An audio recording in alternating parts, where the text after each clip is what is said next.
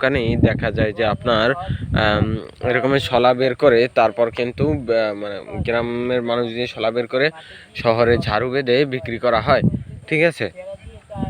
তো ওইসব এক একটা ঝাড়ুর দাম প্রায় 100 থেকে 150 টাকাও পর্যন্ত হয়ে থাকে। কারণ ঝাড়ুর যে মানে ওই যে শলাগুলো ওগুলো গাছ থেকে পেড়ে শলাগুলো পাতাগুলো শুকিয়ে তার থেকে শলা ছেঁচে বের করে রোদে শুকিয়ে তারপর এক জায়গায় জড়ো করে সুন্দর মতন বেঁধে ঝাড়ুতে মানে ঝাড়ুতে পরিণত করা হয়।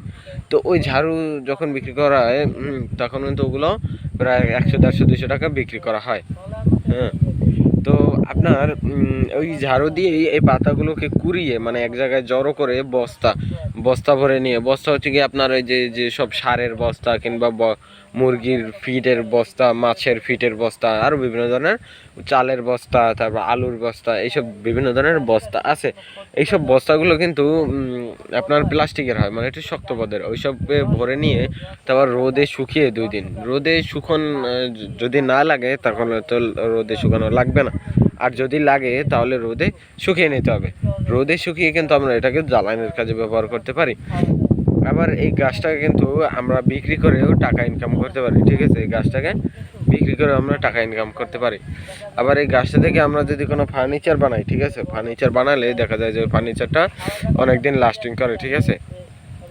আবার এই গাছটার মানে যখন ফুল ফোটে তখন কিন্তু দেখতেও কিন্তু একটু সুন্দর লাগে। হ্যাঁ, মানে দেখতেই পাচ্ছেন কত সুন্দর বাতাস আসছে, আর এই গাছটা একটু হেলানো, ঠিক আছে। এটা নিচে মানে সামনে একটা বেঞ্চ ছিল, কিন্তু ওই বেঞ্চটা এখন নাই। এখানে বসলে একটা মনোরম একটা পরিবেশ ছিল।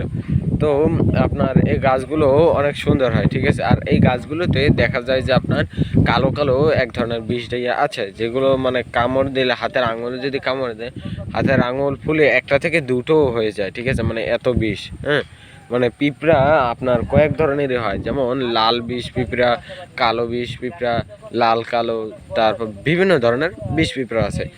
এক একটা মানে কামড় দিলে এক এক ধরনের বিষ করে, মানে জ্বালাতন করে, আর ওগুলো কিন্তু খুব একটা অসহ্যকর।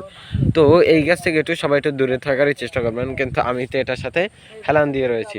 হ্যাঁ, তো আমাকে এখন পর্যন্ত একটাও কামড় দেয়নি, আর এটা যেখানেই কামড় দেখ না কেন সেখানে ফুলে টইটুম্বুর হয়ে যায়। তো গাছটার সাথে এখন একটা পিঁপড়াও নেই, কারণ এখন শীতের মৌসুম। হ্যাঁ, এর জন্য আপনার পিঁপড়াগুলো যেখানে গরম জায়গা ওখানে চলে গিয়েছে। যখন গরমের সিজন আসে তখন কিন্তু পিঁপড়াগুলো দেখা যায় যে গাছের সাথে হাঁটাচলা করে খাবারের খোঁজে, কারণ ওরা তখন আপনার এই এখনের যে খাবারগুলো যে সংগ্রহ করে রাখবে ওগুলো ওরা বর্ষার সময় খায়। কারণ আপনার বর্ষার সময় যে বৃষ্টি বাদল হয়, হ্যাঁ, সেই সময় কিন্তু আপনার ওরা মানে খাবারের খোঁজে নামতে পারে না, ঠিক আছে। এর জন্য ওরা এই সময় মানে খাবার খোঁজ